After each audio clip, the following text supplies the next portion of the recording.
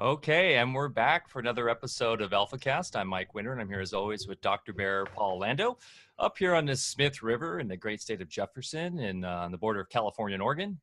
Alpha Vedic is an off-grid herbal farm and botanical gardens. We're a co-op, a health co-op, and really a community that's all about coming together, creating our tribe for true health and pushing the real boundaries of real science. And so it's just such an honor today to have Sayer G on the podcast, whose new book, Regenerate, is really pushing those boundaries at everything that we talk about. And it's just a fantastic read, and just so happy to have Sayer on today. For those that are new to the podcast and to Alpha Vedic, you can find out more about us at alphavedic.com, ALFAVEDIC.com. There you can find links to everything that we do, our Telegram group, we're on Discord, AlphaCast is the podcast, and all the products that we handcraft and sell. If you are interested in supporting this, if you enjoy this content, one of the best ways to support us is by purchasing those products or joining our co-op at patreon.com/AlphaVedic. Well, today, like I said, we are so honored to have Sayer G on the podcast. He's the founder of GreenMedInfo. He's an author, activist, speaker, and widely recognized thought leader in the natural health and wellness space. He is also a reviewer at the International Journal of Human Nutrition and Functional Medicine, co-founder and CEO of System Biomed, and advisor to the National Health Federation. Sayer created GreenMedInfo.com in 2008 with a vision to provide consumers and healthcare professionals with evidence-based clinical data without the complexity of searching and navigating multiple health institutions. Today, GreenMedInfo is the world's most widely referenced natural medical resource, averaging 1 million visits per month, over 300,000 subscribers to its popular daily newsletter, and a social media reach of millions of additional fans.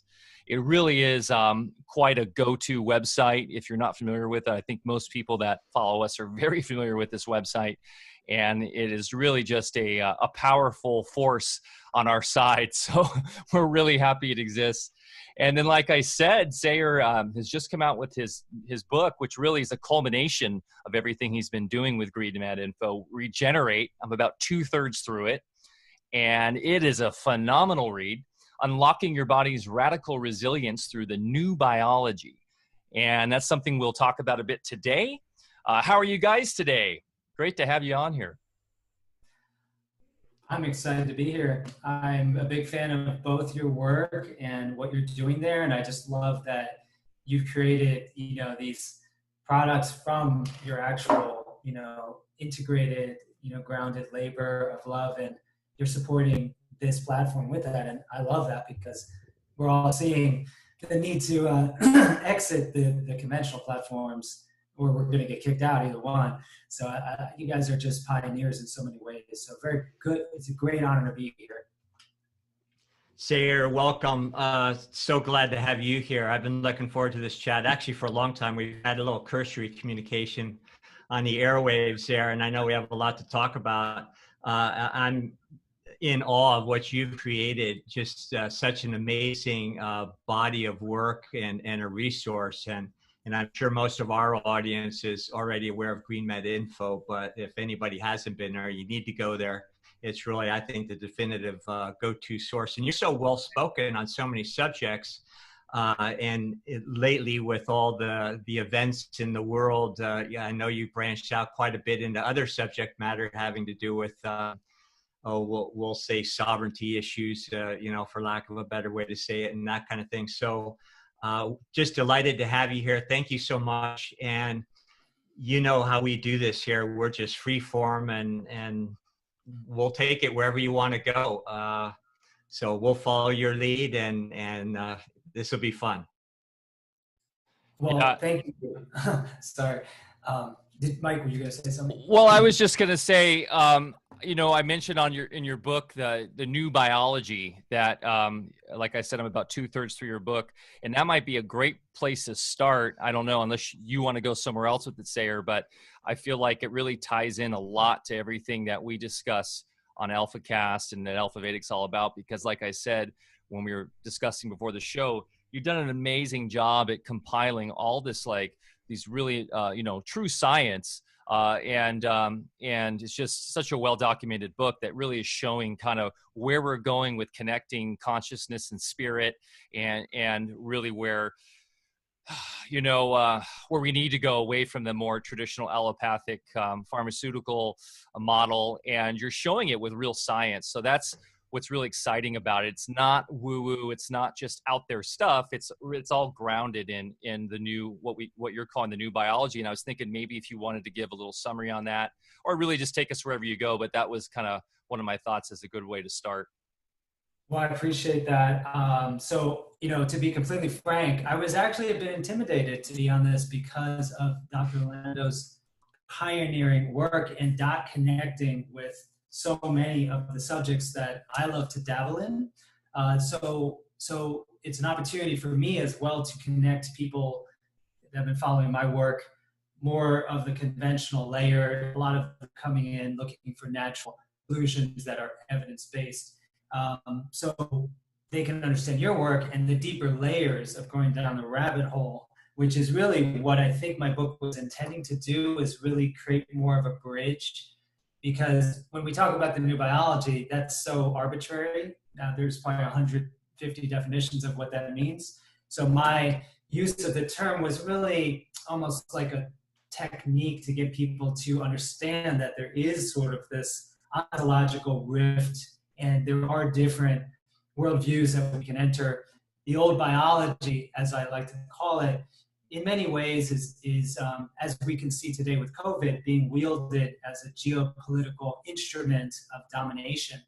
And because a lot of us who have studied the microbiome and virome understand that the basis for the concept that COVID-19, a singular, invisible, ubiquitous enemy, has shut the planet down, is, unfortunately, I'll use the word absurd, comes from my more angry young man earlier stage, but there's such a outrageousness to what's occurring from the perspective of the fact that most of the protein coding genes in our body have some kind of viral-like signature, 11% for retroviral origin. And you start to understand that viruses are not what people think they are, and certainly not in the way being cast as a spell globally to pretty much destroy the lives of hundreds of millions and controlled demolition of our economy. So that's the beauty of the new biology, as far as I see it, is it just sort of eclipses out the BS that dominates and is the substrate for allopathic medicine practice. And I was hoping I could introduce this into the world before this kind of thing hit, like a meteor. And yet there's something poetic about the fact the book was literally released at the moment that no bookstores were open in the world. And still it managed to reach a level of penetrance that at least I had a book launch. And it ultimately speaks to a type of understanding of the body that is almost better described in terms of the mystic traditions or some aspects of quantum mechanics, which again, Dr. Lando, I love your insight into this. And that's why it's all perfect, even though it's a grotesque mess, what's happened, with my book, with the world. And, my hope is that I can tie some of these pieces together and heal them in my own being. And then that is my new work. It's not to get more information out into the world on cures, turmeric provide. That's part of my work, but it's really about, healing myself and becoming a better person. And that's the kind of activism that I know you guys are grounding as well. And I think you can speak so deeply to sovereignty and things that my people have never even been exposed to. So I'm excited to sort of pass the floor to you guys. Yeah, well, it all ties in together, when you're talking about sovereignty issues and some of the non-consent, kind of movements that I know you've been involved with. People in the past, they come in for healthcare, and once I got to know them a little bit, they'd usually get an earful about other things that are going on in the world, and they say, "Well, why are you involved in things like law?" And I would explain, well, if you have an entity that is trying to control you on the deepest levels of your being, you are going to understand that your creativity is being stifled. We are creative beings. We're here for a purpose.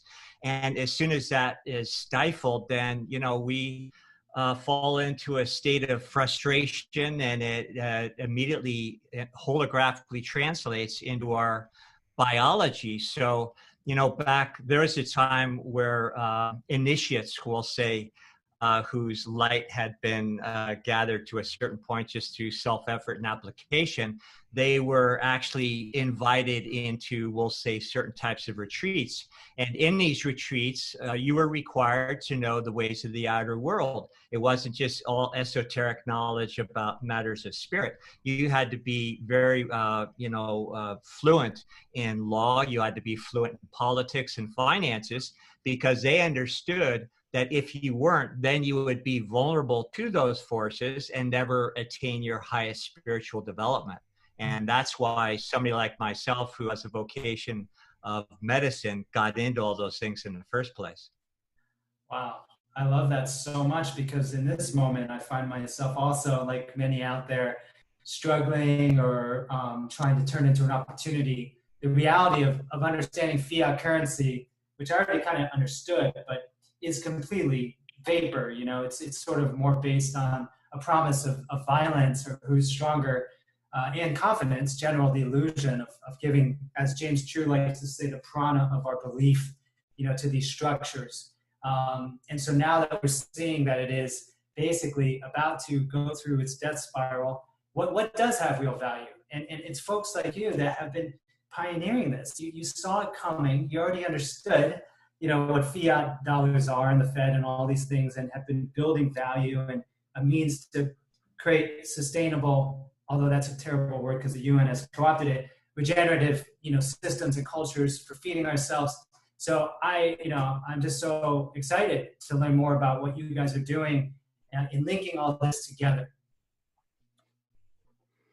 Yeah, it's, my background going into the cryptocurrency stuff, we just did a show on it. We talk about how, like, my dad was really into all this stuff. He had me reading The Creature from Jekyll Island in the late 90s, which is that very famous book about the creation of the Fed by, was it G.W. Griffith? What's the author's name? G. Edward Griffin. G. Edward Griffin, who Barre has met in person. And anyways, and so it wasn't until I met Barre that he made the connection between the idea behind, the, as you say, the vaporware money and our health, and how important that is to understand that when we are indebted in any kind of way, whether that be culturally, fiscally, in our family relationships, it affects our health directly, because we're not taking control. And when we're not taking control, then we manifest that physically in illness. And, Germanic New Medicine touches on this. And, but that was really, Barre is such a mastermind at like tying that all together. And it really was like, whoa, that's maybe why I've been dealing with chronic strep throat for a lot of my life, because I've had a lot of these stresses and pressures. And that was something that was interesting. And I was reading your book, Sayre, is you too had, and you actually had it a lot worse than I did. I dealt with chronic strep throat growing up. And unfortunately, my mom, who I love dearly, and if you're listening, I love you so much, Mom, who was a traditional RN and ran hospitals, just kind of knew the thing to go to the pediatrician and get me on antibiotics. And I got in this nasty cycle where every winter I dreaded getting strep throat. And luckily I didn't get to have the surgery. I was able to I just didn't want to have it, and I kept fighting it. And so I still have everything intact. I have my tonsils and everything, but listening to your story it really hit me close to home, because, I feel like sometimes that's really what it takes to break out of the allopathic model, is that unfortunate suffering we have to go through from it. So I don't know if you want to touch a little bit on that from what you talk about in the book, but you too kind of were put through the ringer, if you will, as a child up until, early adulthood with that. Wow. Well, I love that, Barre introduced you to that concept regarding, obviously not be dependent on external sources of power or debt, for example. That's powerful within the model of understanding disease on all levels. On a secular level of the narrative, I almost see myself as a victim of the allopathic system, right? And because I was born rather ill and treated, in a way with bronchial asthma and vaccinations and the whole deal, that I believe may have, caused a lot of damage. But on a higher level, I do think that I chose that experience so that I could then transform it as a way of service to myself first and foremost, because you heal yourself first before you can, really transmit a real wisdom. But anyway, I see it as an opportunity now. And through the lens of compassion, I really understand that the trauma is a substrate to almost everything that we call evil, I believe. And certainly that goes, there are many ways you can talk about that, but I do feel that that's a real gift that I've received, that understanding that trauma is at the root of most disease and behavior that would seem chaotic and evil. But I'd love, your opinion, Barre, on that. Or Barre, sorry. Yeah, and just to be out front, I've never really had an original idea ever, but I was fortunate enough to learn with some really great minds, and they were icons at the time, and those people are not around anymore. And they represented, I believe, the last of the old school truth that was on the planet.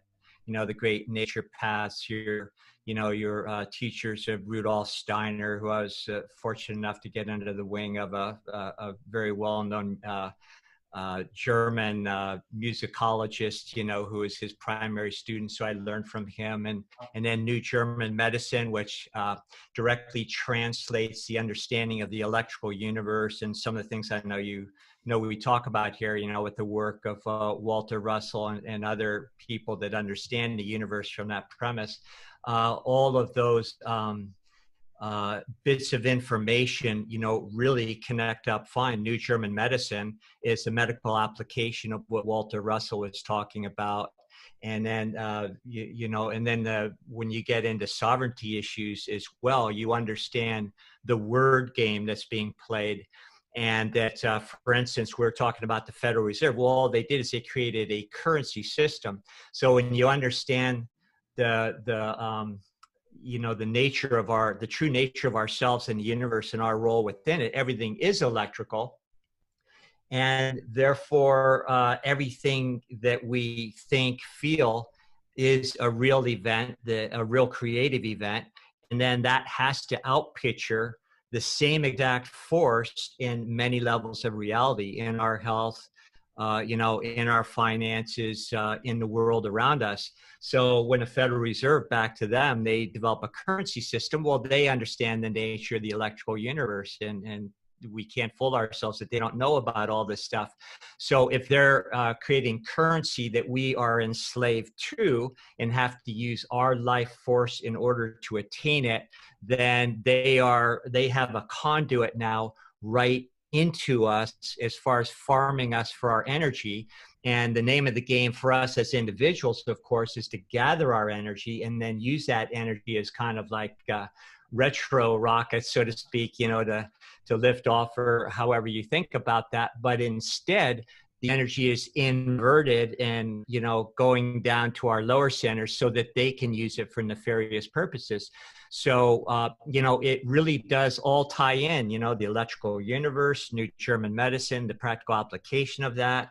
The money systems really have to go to the next level, more Mike's level of expertise, where it's all one cohesive whole. So I'll let you jump in there, because I tend to get off on things there.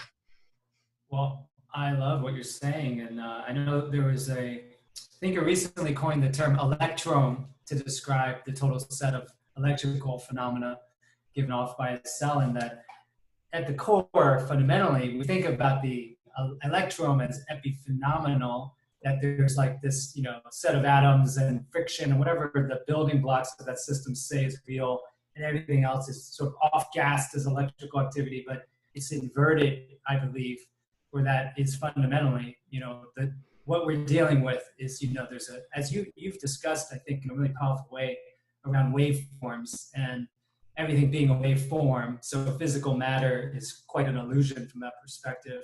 But I just really enjoy the way you're connecting the currency, it sounds like electrical current, in this, some would use the term Luciferian inversion or co-option of our life energy that we are exchanging unknowingly, for what is really just, like you said, vaporware, money, whatever you call it. But it's like a form of harvesting. I like to sometimes use biological metaphors like, cordyceps spores landing on an ant, and then suddenly it just thinks it has to go to that tree over there on that branch and take a nap. And a few days later, mushrooms sprouting out of its brain, and it just, we've been endo-parasitically compromised by these systems. And it's also the memeplex, that concept where it co-ops and harvests biological resources. So like the noosphere or ideas, thought forms have so much power, and they exist in a liminal realm between physical and etheric. So, it's interesting. I know that some of Steiner's work, he talks in this sort of language, but maybe that's what we're learning to do, is find that new language to describe what actually is happening. Without the words, then it has so much power sometimes because it's happening. We don't know it's there, but it is happening. So anyway, so going back to the original thing that I find so compelling about what you guys are doing is, actually investing in creating a community where you're feeding yourself from your own efforts. And I'm assuming you use permaculture or biodynamic type of systems. Do you find a over unity occurring in terms of biomass and energy? Like you get more out than you put in? Or is it more balanced one-to-one? Working with Mother Nature, I think she gives us back at least 1,000-fold of what we put into it. That's just my experience. You plant a seed and a tree, serves you for years and feeds you forever. So it seems like we're getting a lot more bang from our buck than what we're giving back. Wow. That's just what I feel. Yeah. That's profound, because when you think about a conventional loan and the interest, or the Federal Reserve's relationship to our money supply, where you can never even pay back the interest on the interest over time, it's like a big Ponzi scheme meant to implode and devastate. And nature's totally inverted that, where you get thousands of times, infinite times back what you put in, and that benign superfluity, if you want to call it that. You see it with things that are so goddamn beautiful. Like you got peacocks out here in Miami. You look at those things and it's like, God did not have to come up with anything even close to that. Why not create a DARPA-like robot, like Elon Musk and all these freaks. But this is what nature does. It makes it so over the top beautiful and abundant. And that's what I guess you're plugged into, because you've made the commitment to decouple from the system. I think most of our people are still plugged to our devices in the system, have no clue how to make this transition. So how would you help those individuals that are just starting to wake up to what's about to happen? I would, Mike, did you want to jump in? You go. Wow. Well, that's what our whole platform's kind of about, is helping people with that. We're really developing our Discord right now too, to have different sections that people can dive into, from off-grid strategies to prepping for, just, it's kind of funny. It's like going back to your grandma's, or to like 2 or 3 generations ago. It's actually not that complicated, but we're not also the type that just like look back at like, make America great again. It's like, no, let's make everything better now by embracing old world technologies that are more self-sustainable, things that like permaculture and stuff, knowing how to can your own food and grow your own food and your own medicine, but also let's embrace decentralized technological systems. Let's, we're going into a future digital world. Let's make that digital world work for us by getting away from centralization and instead decentralized through our own tribes that can then all connect. So we talk about a lot of this stuff, but in terms of making that shift, it really is a consciousness shift first and foremost. So it's really about grounding yourself first and foremost, getting to understand who we truly are as infinite conscious beings. We talked about trauma briefly. I feel like we're still resonating off the trauma from the Atlantis destruction and really, ancient stuff that epigenetically affects us. And we still have a lot of trauma as a species. And, getting past that so that we can understand that, this scientific reductionism that really kind of dominates this paradigm that's really led us to a lot of advances also is the great Ponzi scheme. And we're really getting more and more in debt, just like the financial system, as the as above, so below mentality. I mean, that concept really is true. It's a true, principle of reality. It's a universal law. So we're seeing that across the board for thousands of years as we're getting more and more in debt because of this trauma that we have and our need to kind of reduce everything so that we can make sense of everything, when really we just need to let go. We need to understand abundance. We need to understand there's nothing to fear. There's nothing to lose. And then once we have that, then we don't have to hold on as tight. We can kind of experiment and have fun and release from the system. So we try to just be really, motivate people to be positive and try things, experiment with things, go slow at first, but then, really embrace the oddities, the weird things that we talk about, because it'll make your life more interesting. And then, as with COVID right now, it's really an opportunity. It's kind of a kick in the ass for everybody to okay, it's time to really go with things that the system's obviously not working. Everything's breaking. So let's use this as an opportunity to, maybe look at buying some rural land and getting out of the city, or at least look into figuring out how to grow my own food more and get into some herbology, growing my own medicine, start connecting with other people that are into this, jump into the Telegram and with all these groups that are popping up, and really start just having fun with it. And that's just the best way to go about it versus the more prepper mentality that everything's going to collapse, everything's going to fail. I personally think that's a romanticized version of reality. I don't think it's going to collapse. I think it's just going to keep going the way it's going until we decide, no, we don't want it that way anymore. So what better way than just start practicing in your daily life every day? So that's what Alpha Vedic's all about. And, if you're new to this and this is inspiring you and you're listening to this right now, join us on Telegram, join us on Discord, Telegram, t.me/Alpha Vedic. Discord. Now you can just go to alphavedic.com/Discord. These are platforms that are somewhat, not really decentralized, but they're not censoring people. So we can discuss these things freely, get off the gulags of Facebook and Instagram and the corporatized institutions. And let's just start working together as a tribe to create the future we want to see. Amen. No, Sayre, please. I'm just excited to hear that, and I know that the many individuals that are on our list who are new to a lot of these topics, I think a lot of them need to hear that. I tend to be more dystopian, and it's sort of like a part of my disease rune structure, but it has a certain gift, which is I tend to look at worst case scenarios and really feel it at some point, and then try to create a different possible future, and try to call that in. So I like that you hold that space. I can feel it in both your energies. And I think it's probably because you're already surrounded by the infrastructure and signals of safety needed to hold that space. I'm in not that place. In fact, when my book launched and COVID hit, I was literally homeless because my home had gotten flooded. I was renting it and it was full of mold. And unfortunately, my landlord didn't take care of it, so I had to leave. And I was trying to find Airbnbs, and then they were precluding Airbnbs due to COVID in Miami. So it was really something.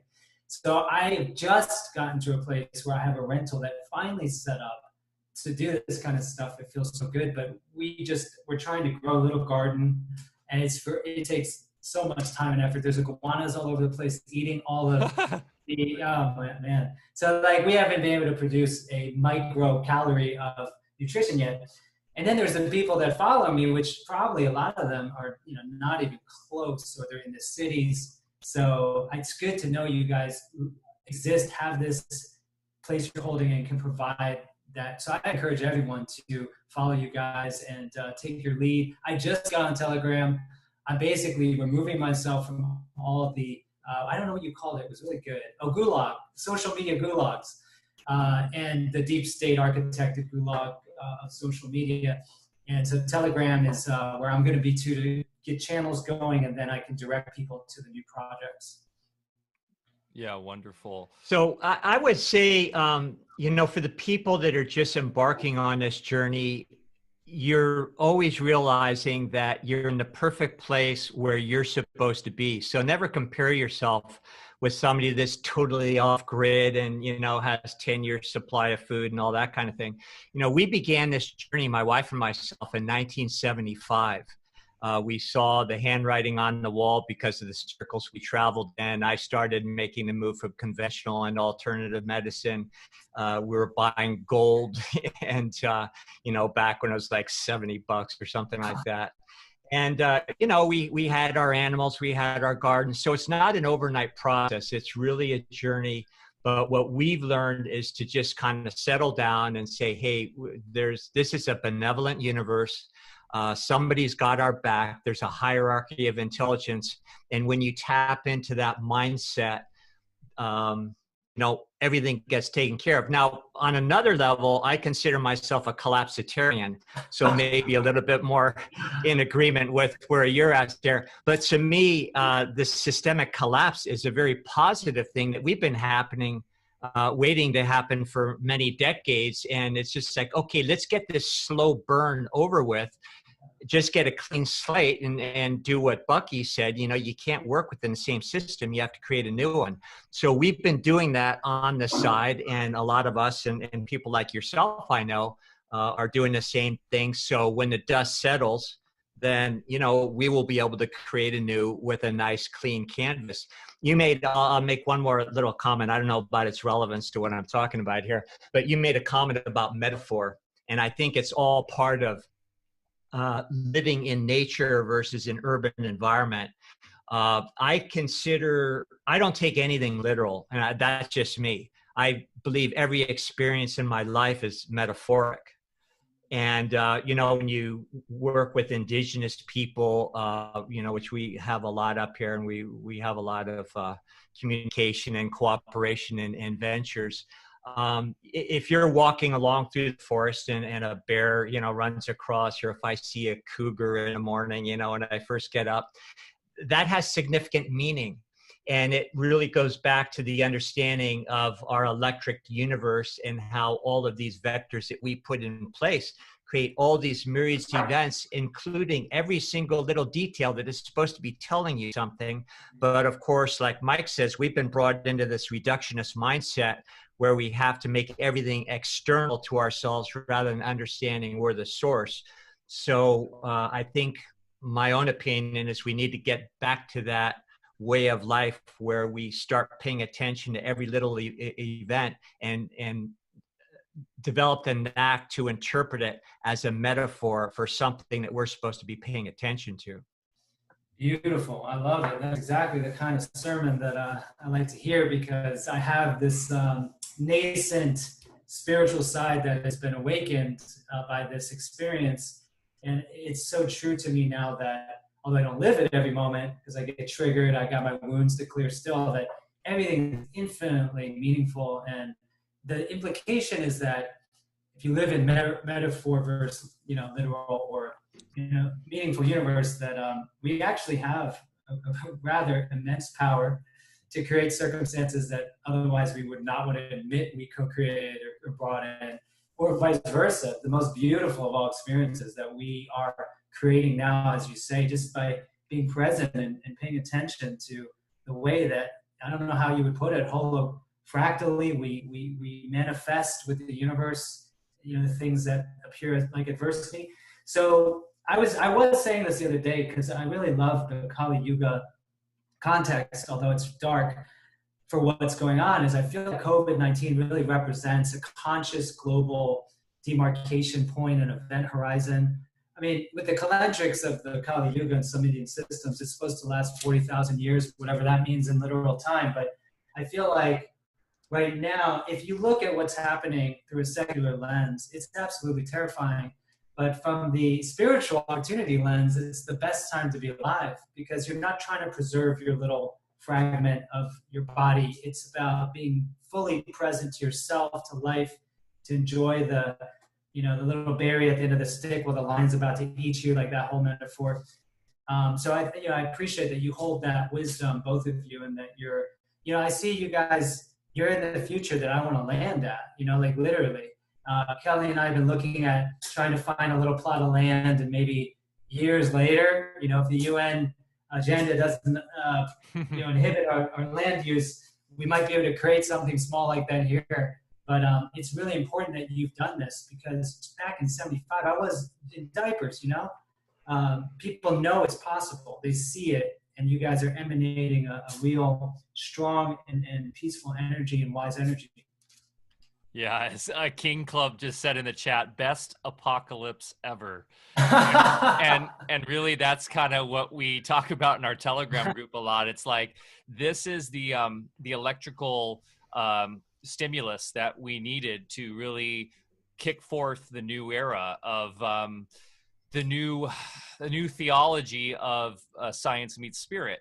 That's what we're all about. It's like we got to, obviously the systems built on the reductionist materialism are all failing. And we're seeing the power structures at play trying everything they can to force us into this, the Agenda 21, the Agenda 2030 model, which they must have happen if they want to control nature, which is what I talk a lot about, is that this is really man's ego for thousands of years trying to dominate and say man is better than nature, which, obviously man is nature. We are the divine creators. We work in harmony with nature. We're all one. So why try to dominate it when we can go back in the flow with nature? We can work with nature to create whatever we want.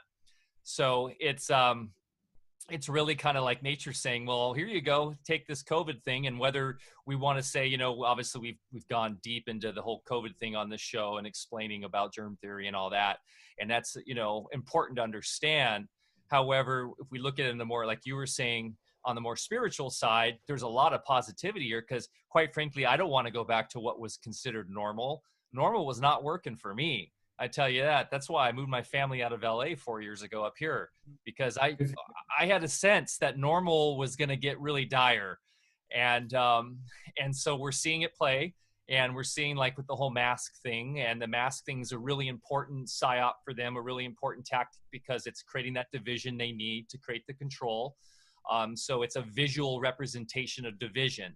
That's how I'm seeing the mask thing, where those who are subservient to the masks are the ones subservient to the control systems, the old systems, and those that are seeing the ridiculousness of it and refusing to do it are now putting themselves out there as the non-mask wearers. So we're visually noticeable in society as the rebels, as the outsiders. And that's a strategy that is really quite brilliant by the controlling mechanisms because it's just more divide and conquer. However, we're seeing that fracturing, at least on our end, and on a lot of different places. And while they're trying to really stratify it with mandates and all this stuff, it's just how far can you push nature till it just cracks? So I know you've been very vocal about the whole mask thing, Sayer, and it's a very divisive issue, and I know it's it'll trigger a lot of folks, but it's something that it's for me it gets challenging. Like my kids were just visiting family and wanting to go places, and it's like, what do? You gotta still enjoy your life, and if it's a hard thing to face right now for me personally, and so I don't even leave my little town really if I don't have to, but if I do, I won't wear a mask, and I get challenged in public spaces, and I'll stand up for myself. But there in Miami, I know it's pretty tough. I think, was it in Miami where they're even saying you have to wear it inside in some places? And it's just, it's wild. But when we look at the spiritual side of things, we can see why this is being pushed by these control systems.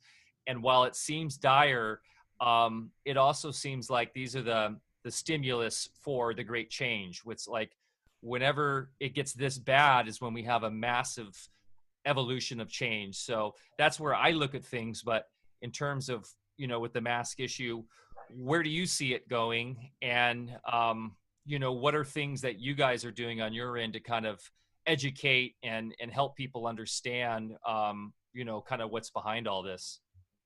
Yeah, like you said, it's a very triggering issue. So just, for me, it's like an inverted yellow star in the sense that, if you aren't wearing one, you might as well be wearing a yellow star. So that's how people are reacting to individuals who are concerned about the health risks of wearing one and the symbology of submission signaling to an agenda which absolutely is not based on any hard science. None of the deaths required virus testing, only suspicion, and therefore the coding of deaths are completely fraudulent. So anytime anyone even says COVID death, it's actually a complete reification of the original PSYOP. Not to say there wasn't some kind of bioweaponized, toxicant or exosome that was deployed in Wuhan or will still be deployed in a region here, because our government's history is all about that kind of operation. But we know, obviously, our communities, that germ theory has always only been theoretical and has been completely disproved. And so for us, doing that work, we know that this is really more about controlling. And now people are being forced to wear their ideology or allegiance to what form of sorcery they happen to prefer. And so basically, the thing about the mask is that it's a placeholder for mandatory vaccination, as well as for the, quote, chipping, called quantum dot. It's not technically a microchip, it's the same concept. The incentivization or access to employment, to travel, to buying groceries, to have power and water is going to be based on whether you've complied to getting one of these fraudulent tests and then submitted to the Chinese technocratic dystopian model of social credit systems and 24/7 surveillance and dominance. And so it's difficult, because those who don't see that, and especially those that look at us by not wearing them as if we're harmful to them.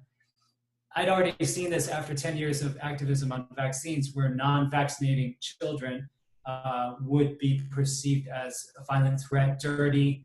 It's the well-trodden steps to genocide. It's step 5, where you start identifying a certain category, a minority, as vermin or disease carriers. So this playbook was written, and it's very interesting historically, because you could say, wow, that looks like a Nazi playbook. Well, with Project Paperclip, you know that actually that same agenda was imported to the United States and Canada. And then you can't blame the Germans or Nazis, because actually it was Wall Street that funded the Third Reich. Even Ford himself was putting all these pamphlets, eugenic pamphlets out before Hitler, when Hitler was in his diapers. This was being cultivated in the United States. We are at the root of eugenics here. So a lot of what's going on is the delivery of karma. If you follow astrology, many people who followed me for years probably have no idea that I've been a novice astrologer, for 30 years. I love that system, and talk about literal or metaphor, when it comes to understanding astronomy and or flat Earth and all the other topics. But right now, with the conjunction of Capricorn and Pluto and Jupiter, it happened all at the right moment. 12 years ago, Pluto entered Capricorn. It's the dark Saturnian Satan system, and it basically imploded it. But in terms of it being executed in a third dimensional reality, it took Saturn meeting up there, which just happened. So the timing of executing, delivering the karma to billions just occurred. So it's very interesting. It's definitely part of the whole regeneration, Kali Yuga moment. But the mask thing, within that context, it's not just about whether you believe in germ theory or not. This is a sign of an international coup. It's like a meteor strike ideologically occurred.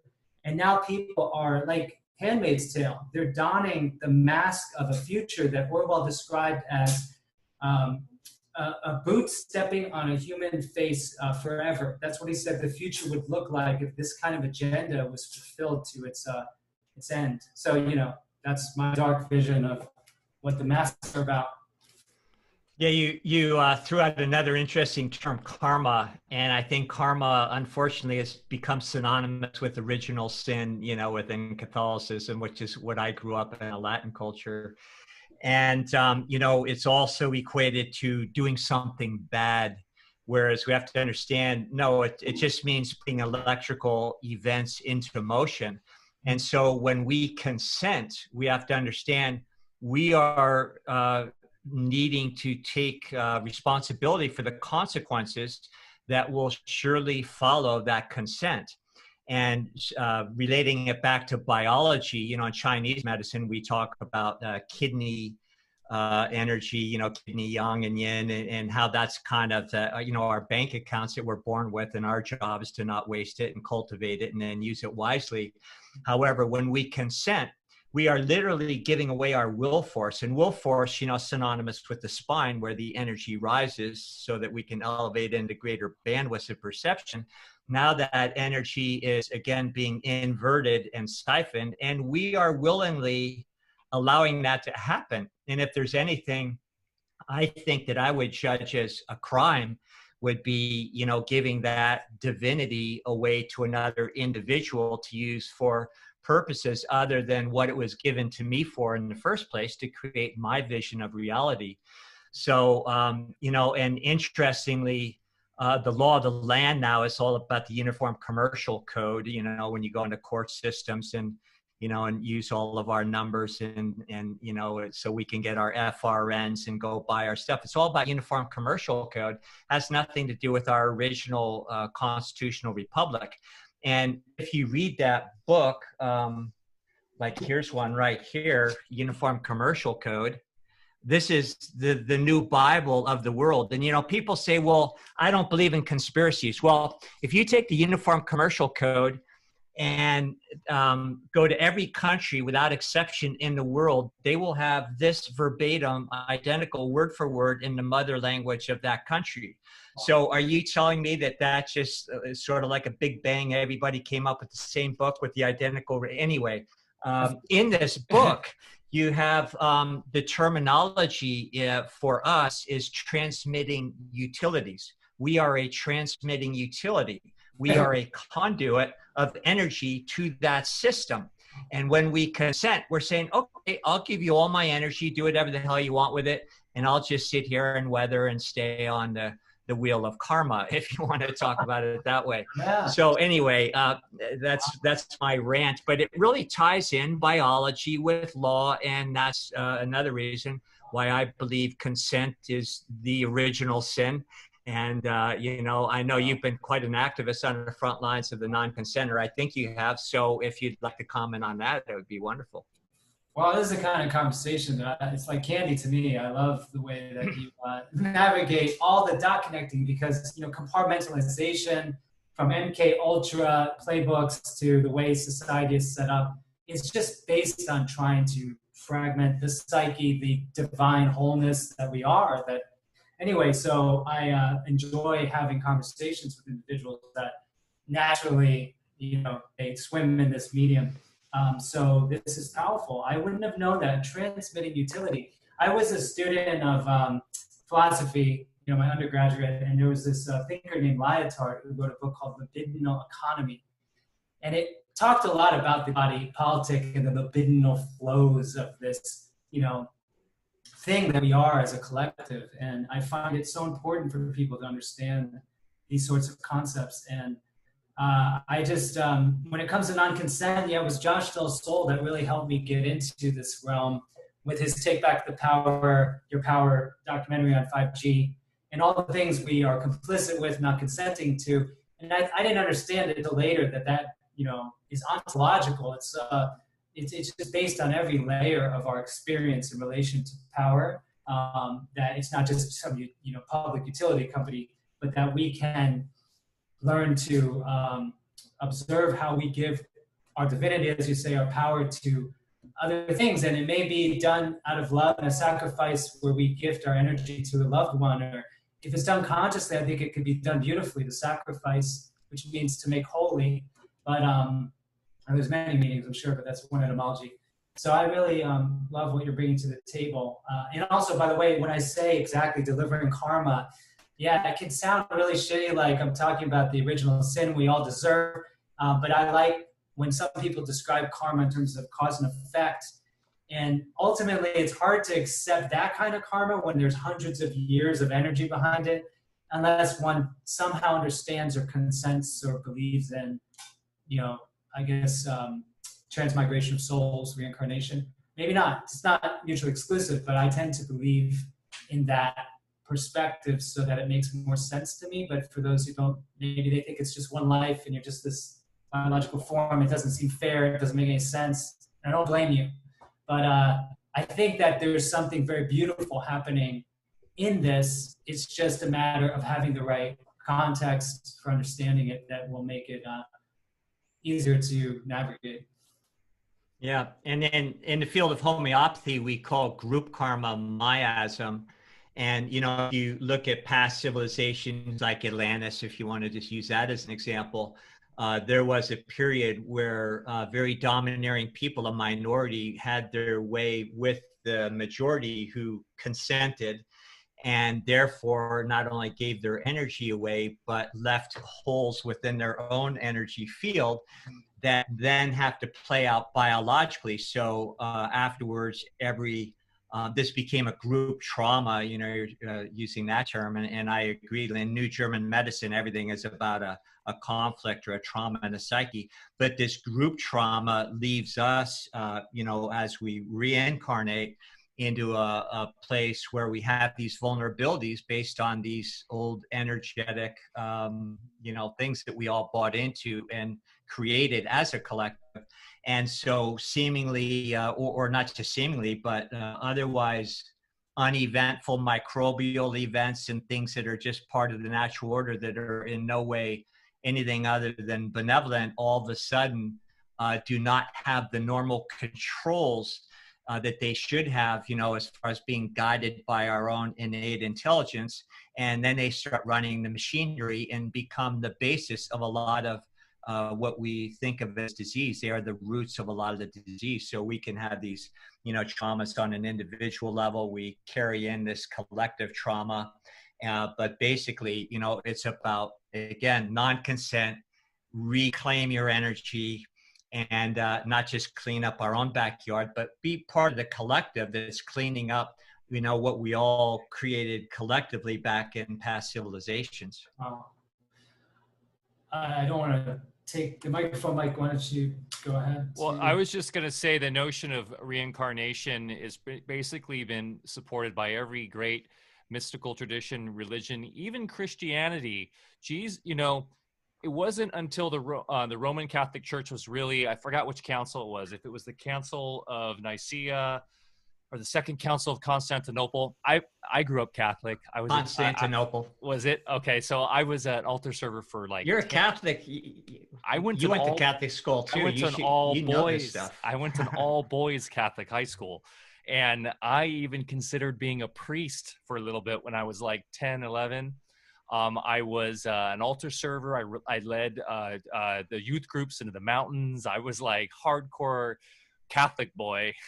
And but my point is, even with Christianity, the Council of Constantinople, they took the reincarnation out because it was very important for the control structure at the time to have the notion of a single lifetime with heaven and hell and purgatory and all that.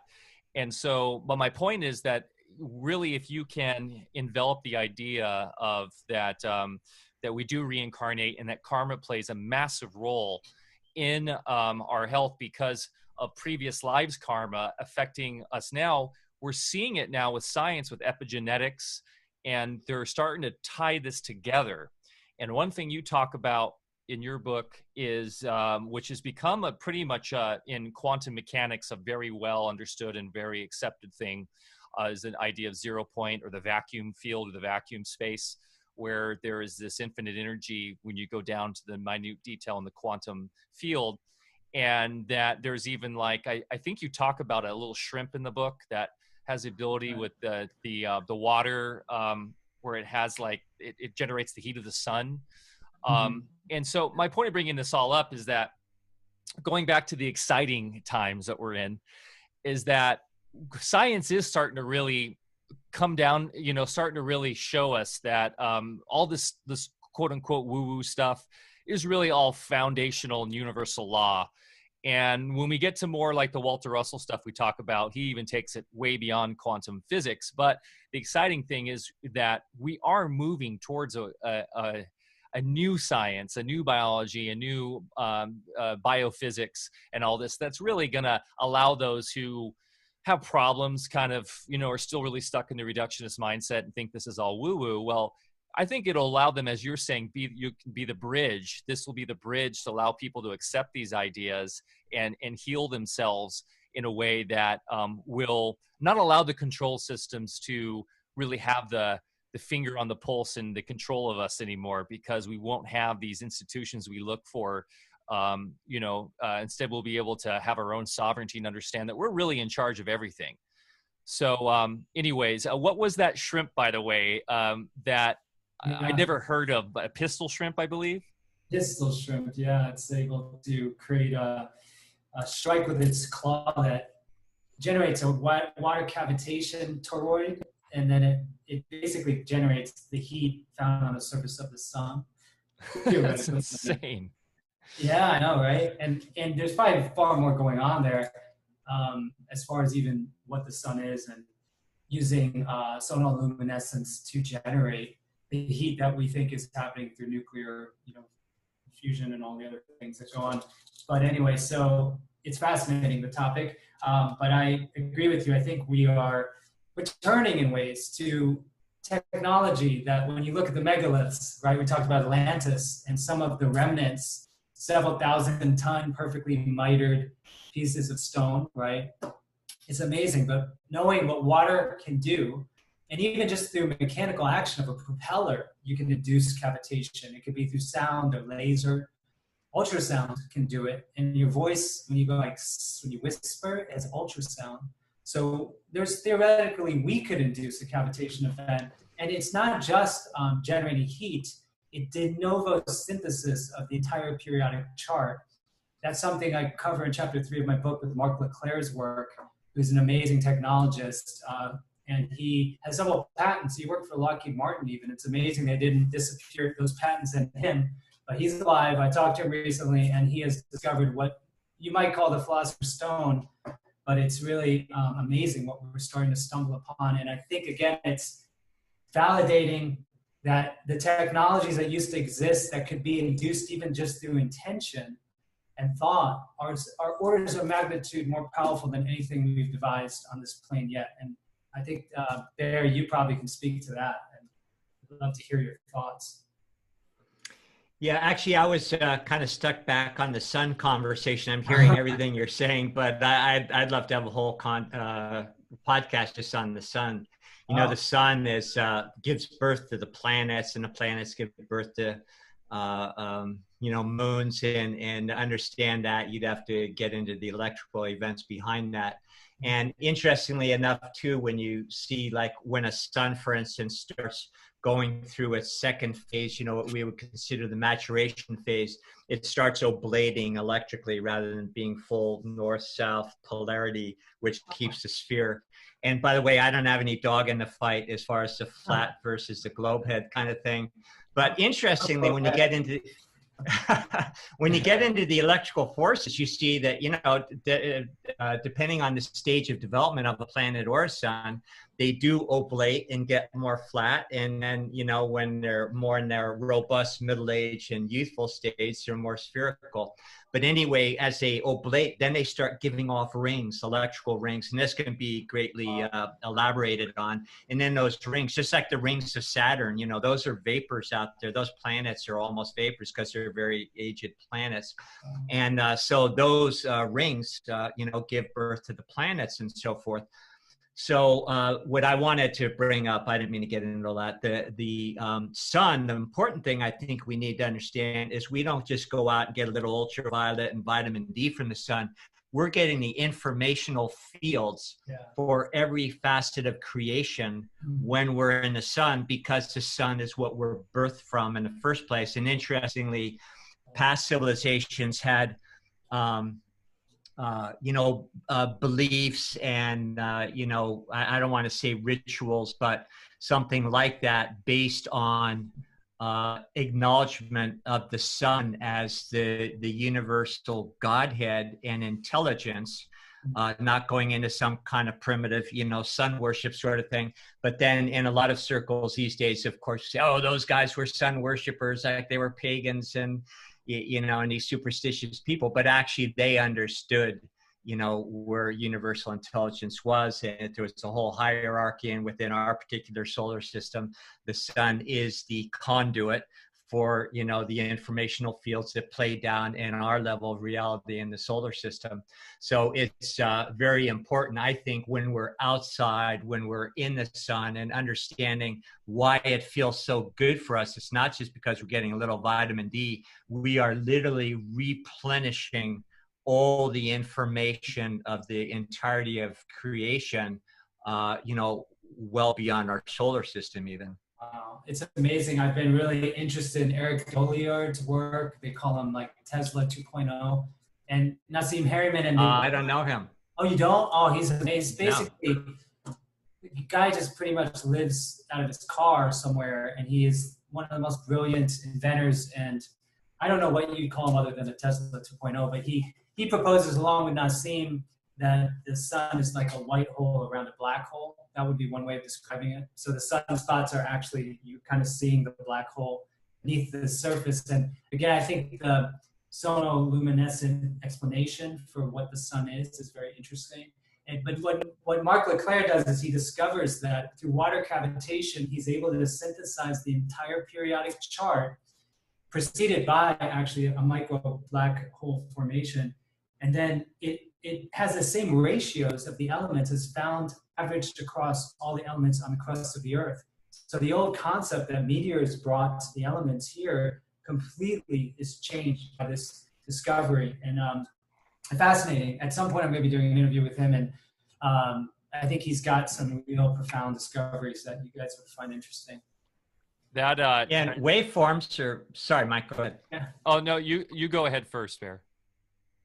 Well, I was just going to say waveforms are the characteristics of every waveform, which is, a composite of these vectors, is what gives the different elements their characteristic. Like, just behind me, I have a little gadget on one of my tables where it reproduces the waveform for silver.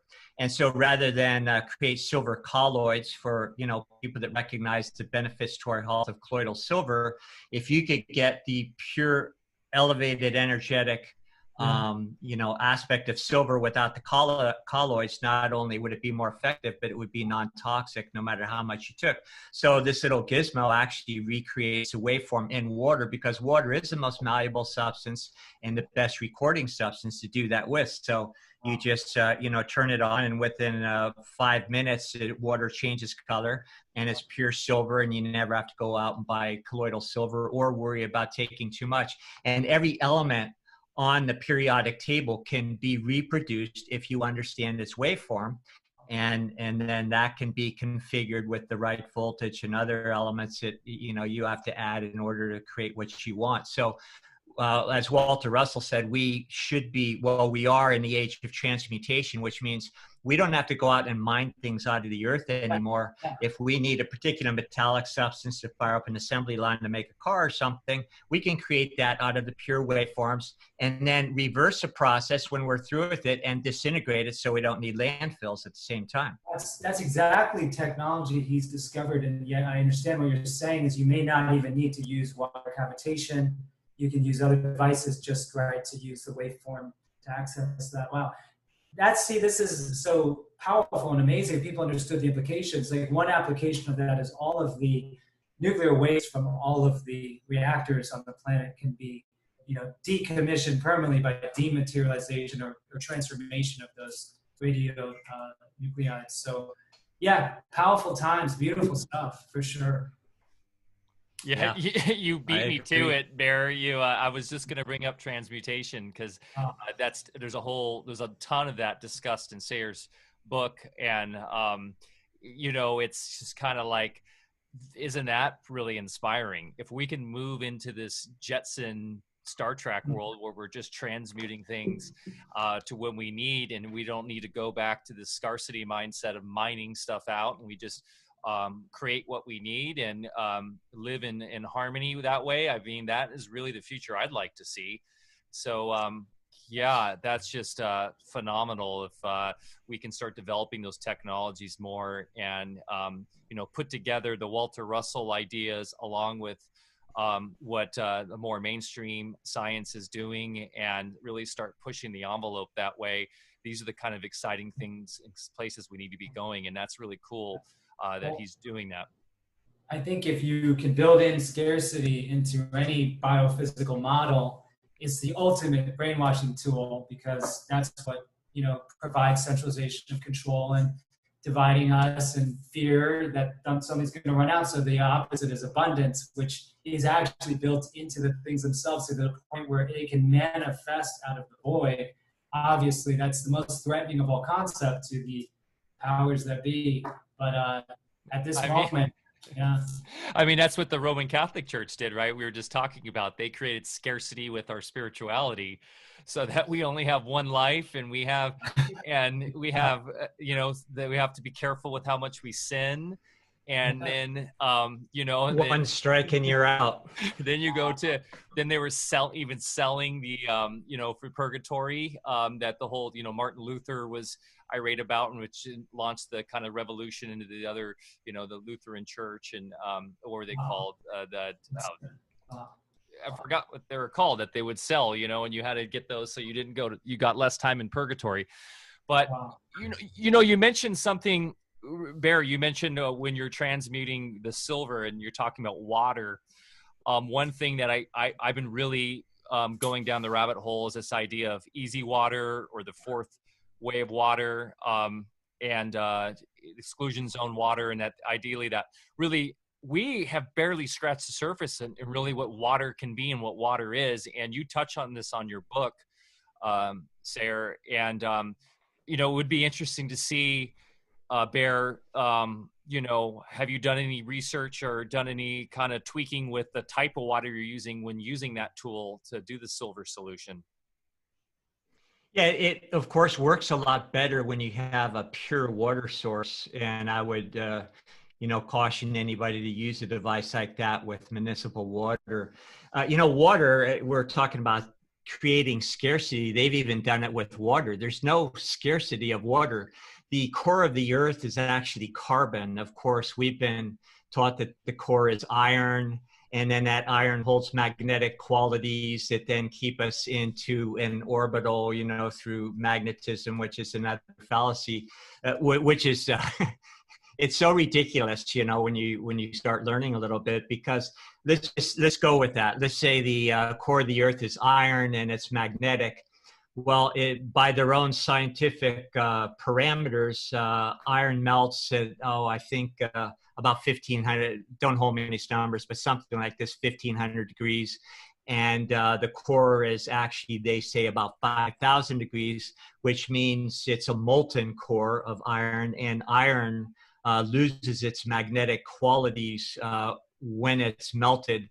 So when it reaches its melting point. So anyway, nothing is congruous or holds its water the more you just go into their system. So if you go back to the understanding that Walter Russell substantiated, didn't just conjecture, that we have a carbon core, then that is the source. It's a biotic source of endless water, and there is no shortage of pure, clean water on the planet. And of course, there's even YouTube videos out where you can see a lot of intelligent people discussing the fact that there are vast untapped aquifers, beneath the Earth's surface. But, that kind of information is kept from us so we can have water shortages in California and Texas and places like that. Go ahead. Yeah, is that also true, right? The whole biogenic explanation for oil, that it's not fossilized dinosaur bones. It's relatively limitless, although it provides some kind of function for Mother Earth. So we don't want to, obviously the bloom of the Earth is dependent on a lot of these liquids, and it's compromised and increased seismic activity, etc. But nonetheless, it's not, what we think it is. Yeah. I never heard of it. They come up with, they just come up with such lame stuff, and I'm pretty convinced it's somewhere there's a back room where they're laughing their heads off at us, but so that's okay too, I suppose. Elites who've been architecting all this along with their other buddies. Yeah. They're not going to like our... And I do. Yeah. But transmutation is where we're at right now. And of course, it begins with our individual selves, which is why they create the scarcity, the fear, and everything that's being orchestrated out there, because those, represent different coordinates in consciousness, and you can't be transmuting into higher realms when you're, fixated there. You can't serve two masters. So right now, I believe we're all here to make a decision, bottom line, on an individual basis. Yeah, Dr. Binder, who we had on last week, who is just a phenomenal character, and I really loved having him on because he really knows Walter Russell. He made a really interesting remark. He said, we have the ability to have free energy, or whatever we want to classify that as, right? Where it's not based on entropy, because entropy is also another fallacy. But he said we're not going to have that until the consciousness on this planet is ready for it. So, and that makes a lot of sense. So we're going through those really tough growing pains right now. And, I just feel like we're on that cusp. It's just like so many markers from the ancient texts, the mystics, the Edgar Cayce's, all the truth tellers and the seers. It seems like it's all coming down to right now. And so the Kali Yuga and everything. So this is really exciting, crazy times. And that's why for me, it's just like, it's really easy to get caught up in the negativity of it all and how dire things seem. But, just like with cancer, and I'm just finishing your whole section on cancer, Sarah, which you touch on a lot of amazing aspects that are very truthful. But cancer in the same way can go either way. When you get the prognosis, you can go down the negative side of, oh my God, this is going to kill me, or you can use it as a marker to go, okay, there's some kind of thing that I'm off with. I got to fix something. And then there's a lot of stories of people who recover, quote unquote, recover, and change their lives and are like living the best lives they've ever had now. And really, you could see this as kind of the personification of the cancer on our world has finally just come to a head. And it's up to us to whether are we going to continue going down, the war on everything, or are we just going to accept it and heal and move forward? Yeah. Well, if I could just respond, the first thing you brought up was really profound because, in the yogic tradition, you have these siddhis or powers that emerge on the path. They're sort of opened up when you reach a certain level. You could gamify this concept, I guess, but they can be very dangerous. Again, this language you might not agree with, but they can blow back. The power is there for service, for healing. But this is true for the technology. Even Tesla's technology is a lot of this can be weaponized. So until the collective attains a certain level of, moral fortitude or coherence, these technologies will likely be, used in the wrong way. And I was thinking about Atlantis, the notion of the great crystal, how it was misused, and that sort of, we've been called the New Atlantis, right? We're a soul group that's reincarnated in North America, a similar situation, and we're sort of on this cusp right now. So I find it very interesting that collectively, like water cavitation is like a city that has been discovered that would solve so much. I mean, endless clean energy and materialization of things like rare elements, which entire geopolitical chessboards are set up to try to fight future wars over, and not to mention devaluing even things like gold because you can manifest it. Imagine that, even the old hedges against the enclosure. So what is real value? It just brings all this up. People are going to freak out. unfortunately. Just because we've discovered the solution to having a 1,000,000-year plus healthy planet living in harmony.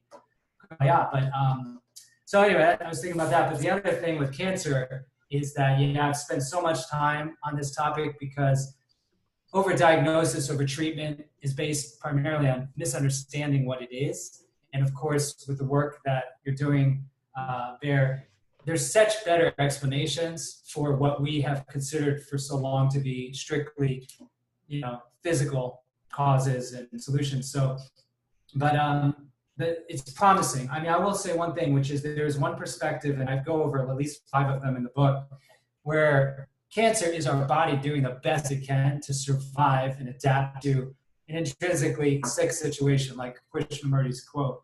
So in a way, we should be celebrating the attempts. And in one view, it harkens back to an ancient toolkit within the proto-DNA of our body, which is sometimes called Metazoa 1.0. And it's a way to default back to what life is fundamentally, which is immortal. So that's what, oncogenesis is immortalization of a cell line. Well, by default, and actually differentiated cells can de-differentiate back into immortal ones. But that is sort of the irony of cancer. It's actually our infinite, regenerative, immortal core that is, being in a way overutilized to respond to constant need for tissue regeneration. The same cytokines released are the same ones that promote cancer. And a lot of the genes, the proto-oncogenes that are activated, the same ones that confer immortality or longevity. So it's a very interesting way of looking at cancer. And that way it's no longer happening to you. It's something your body does in response to an already sick situation. It's an attempt to survive, which means more than live. I mean, it's really our superhuman nature coming out, but if not held within the context of meaning that I'm sure you guys have many layers around, it will end up tragic. Often watchful waiting and detoxification and just getting in connection with your emotions and clearing them will heal the condition. So as you guys know more than anyone. Yeah, and it would surprise most people to understand that cancer is actually the cure. My experience with treating hundreds of cases over many years is that it most definitely is the cure. And it also coincides with the principles of nutrimanic medicine, which has really created an evidence-based data bank to substantiate that. So as an example, maybe you take someone that smoked for 20 years and then they get the dark spot on their lung. Well, what's happening is, and this will sound outlandish, but smoking does not cause lung cancer. It absolutely doesn't, but it can damage tissues. Now, when your body starts growing cells, proliferating different kinds of cells that differentiate to do what we associate with the tumor, that is in fact the cure. And if you understand what the body's doing, and then you can use contemporary clinical medicine to evaluate what phase of the process you're in, and you're going to know exactly how to support the body in that process so it doesn't get caught on an uncomfortable plateau. It'll go full circle every single time if a person is open to that understanding and hasn't done a lot of stupid medical intervention that impedes the process. And the growth will actually clean up the terrain that was, became toxic by years of smoking, and you have nice, fresh, new lung tissue. And what's really cool beyond that is it also clears the psyche of a lot of debris in the meantime, because biology, and the only reason why we're in these biological simulations in the first place is biology holographically plays out the traumas within our psyche, and again affords us the opportunity, if we trust in it and work with it, to again enter into those other realms of consciousness that we're alluding to here. Wow, that's profound. I mean, just birth doesn't have to be. It could be orgasmic, and then water birth essentially is a trauma. The moment we incarnate, and so, but yeah, what you're saying is so profound. I mean, I've studied a lot when it comes to the conventional causes, of cancers like polonium-210, with the tobacco industry hiding that particular vector. But as I got to better understand the power of the body to even materialize or even transform radioactive energy into useful metabolic energy, maybe mediated through biomelanin or something. But yeah, I don't know. I started to better understand, okay, even in the worst case scenario, we're here today because of what conventional viewpoint. Last universal common ancestor cell of all living things on the planet is 3.4 billion years ago. And that itself was probably, again, there's many ways of looking at it. I could have manifested out of the void, but I believe panspermia, if that's true, it is some proto-fungal form. Life is immortal regardless. We have germline cells in our body, infinite replications, still living. So when people start realizing, holy crap, we're immortal partially, then they start realizing, okay, the old story about us being so weak and defective, and it's absurd. But it's designed, just like COVID, as a geopolitical strategy to try to dominate and control us in the Kali Yuga. But thanks to this conversation, maybe a little bit less so. Yeah, you talk. And if go ahead, Ver. I was just gonna real quick to say, if in fact this is an electrical simulation put in play by our collective and individual consciousness, how could we possibly be mortal? Because we're jumping right to the inescapable conclusion that we aren't this body in the first place. That's nice. I like what you did there. Like being plant medicine or something, what you're saying. Wow. Okay. I like that.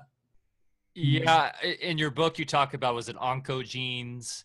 The idea that there are these genes that are, been around for thousands of years that, could be the personification, like you were saying, of the that can develop into the cancer. And really, like, all of that stuff's great. I feel like it's wonderful seeing science get down to that smaller and smaller nitty gritty, but we have to keep reminding ourselves those are just the after effects. Those are the physical after effects of the greater electrical events that are happening from consciousness. And it's important to know how the mechanisms work, but in the end, I feel like that in the end, does it really matter? Like I want to affirm that, Mike, because my book is really written for a certain category of individuals that need the scripture of biomedical science to believe anything, basically. And it's just a bridge. But we're already where we are now, where I wanted to go with this anyway. This was my way out of 10 years plus GreenMedInfo into talk about regeneration and live this beautiful world that we're wanting to create. But there's limitations. That's why when you said you got through 2/3 of it, I'm like, wow, that's an effort. That's amazing. It's intense. I wouldn't wish it on my enemy. I'm a bit of a sadist, or was it masochist, or no? It's a phenomenal bridge and a phenomenal read, and it really reiterated so many things for me. Especially with the cancer diagnosis stuff, which is just such a the mammograms and everything, and it's important because we have a lot of family and friends like I can give this book to, and I won't look so crazy anymore, because it gives the foundation for people who are still just trying to understand these things we talk about, and it really grounds them into real studies that show, like, whoa, this stuff's real. Like, when you go get your mammogram, you are very much creating that state that will create the physical manifestation of the thing you don't want to have in the first place. So don't go get the mammogram. Stay away from getting mammograms. We talk about this all the time. So I know you got to get going soon here, Sayer. We're coming up on time, but one of the big things, the takeaways from your book and what we talk about is like the importance of just going back to the natural world, the homeostasis of our reality, which Mother Nature will always show us. So eat natural foods. If you can grow them yourselves, even better. Don't get so hung up on what your quote unquote diet is. Like I say, it's way more important to be raising and growing your own food. And that gets you out of the loop of having, all the chemicals and adjuvants and everything in the, even if you go buy like the best organic packaged food, it still has stuff in there if that's added. But if you just go out to your garden and pick fresh fruit and pull out fresh carrot out of the ground and eat it, there's nothing better, especially if you started with the seed in your mouth to begin with. You're having this like positive biofeedback loop. So, these are the kind of things we stress all the time. And that was really the big takeaway so far reading your book is it's like, this isn't that complicated. It's like, just go back to the old school in some ways, like grow your own food, eat natural stuff, get sunlight, get normal sleep, try to, minimize your relationship to technology, be active. I mean, that's I guess the positive takeaway is like this doesn't have to be really intensive and overwhelming to folks. It's like you can really use a lot of common sense. Yeah, I mean, I think if I could boil it down, what I feel is most important right now is people learn to fall back in love with and trust their bodies and nature. And the second part is really about the future of humanity. I mean, between Kelly and I, we have 4 daughters, young daughters, and I want them to experience beauty and the beauty that God created through nature. Because when you experience that, like I'm down the street from a nuclear reactor, Fukushima style, it's leaking and overheating. It's like literally 15 miles away. It's insane that we live here. But if I fall in love with here and these peacocks and the things that are so beautiful, then this is where we start really regenerating and turning back the dial on or going through the Kali Yuga is the time of the return of Ganesha is another way of looking at it. And he both delivers the obstacles and removes them, assuming we go ahead and do what's right. So I feel like that's what's going on. We see all the obstacles now more clearly than ever. Thank God for COVID-19 then for showing us. But the real point is we've got to fall back in love with our bodies and nature, trust, and that will deliver us to where we need to go. So the book isn't necessary for that, but some people might need to read it to realize that, I have 55,000 citations on GreenMedInfo that I hand curated so I could write this book. That's the science they need to be delivered here. But the mystical truth, which I know you guys are holding space for all the time, is you can sit there and look at a blade of grass for long enough and you'll receive all the message you'll ever need in this lifetime or any other. Beautiful. Yeah, and you hit the nail on the head. It's just simply a matter of falling in love. I mean, that's all we have to do, and falling in love in a way where it's not dependent on a person, an event, or some outer thing. Just falling in love, period, and that's the way home. And even biblical scholars will tell us these times that we're in. That we term in biblical terms is Armageddon. Armageddon actually means new beginnings. And that's where we're at right now. Yeah. But of course it's been inverted to mean, the end and doom and gloom and fire and brimstone. No, it means new beginnings, literally. So I could talk to you all day, Sarah, and thank you so much for being here with us. And I hope we can do this again sometime. Yeah. And we get to see your significant other here pretty soon as well. I miss her already. I know.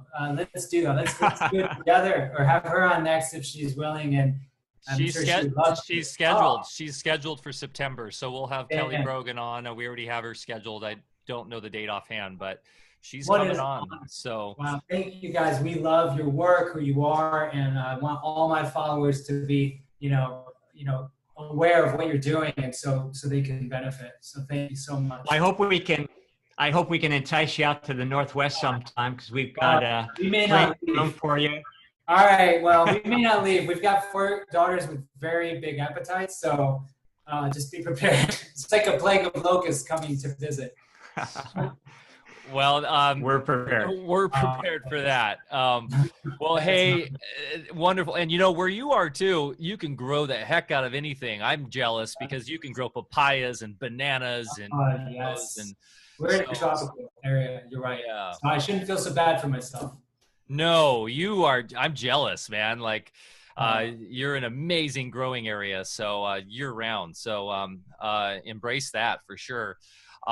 Well, anyways, this has been a fun talk as always. And Sayer, you've really been a pleasure to speak with. And I really am enjoying your book so much. And it's really just a huge service you've done for us and for this community and for humanity in general, for putting all that work together. And it's important because that bridge is so needed more than ever, because that's going to be the thing we need to go to the next the next level and bring those.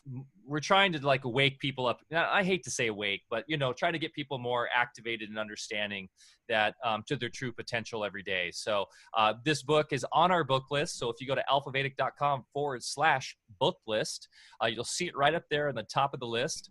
So if you want to support Sayer and us, that's a great way to go about doing that. And please go purchase the book. I actually, full disclosure, I have it on Audible. So I've been listening to it on your beautiful voice on 1.5 speed. So that's how I was able to crank through yesterday. That's a great way to do it. That's why I did it, because I knew I like Audible better than reading. So that works.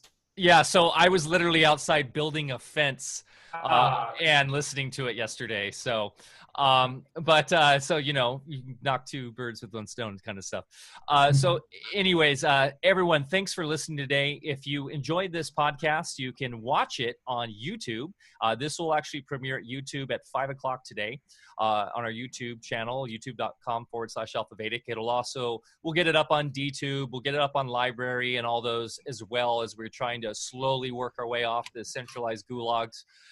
But also, if you do enjoy, if you want to get involved with the live stream, we do it every Thursday at 10 a.m. On a platform called DLive, dlive.tv/AlphaVedic. So that is really a great platform that we would love to support more. So you can join us there. And I want to give a shout out to everybody in DLive. It's actually a pretty good crowd in there today. And I want to just thank everybody, Bane Bear, for your wonderful contribution. We appreciate you, and everybody in there who's followed us today. Thanks so much. And then Sayer, obviously, for people who want to follow you, the obvious is go to GreenMedInfo. Any other places that you want to, hype up right now? Yeah, thanks. Because we're getting censored, which is a good sign. Maybe we're saying something of use. We're on Telegram now. I have a channel there, Sayer G, GreenMedInfo Regenerative Project. It's long, but type in Sayer G, you should find it. And that's where I broadcast things like this and whatever is top of the mind for the day. Wonderful. So please go find that on Telegram. We're also on Telegram, t.me/AlphaVedic. And then if you get on there, we'll make sure that we route you over to Sayer too, because Telegram's great. While it's more centralized, they've been very vocal about not censoring. So we're really supporting them. And we also started our own little broadcast. So t.me/AlphaVedic news, if you just want to get like news. But the community is fantastic. We highly recommend joining us there. Or if you're more into Discord, you can just go to alphavedic.com/Discord and join our Discord community too. So thanks everybody for joining us today. Get outside, go ground with Mother Earth, grow some food, go on a hike. Even if you're in a city, go hit up your parks. If you can, snap that face mask off. We love you, and just have a beautiful day. Thanks.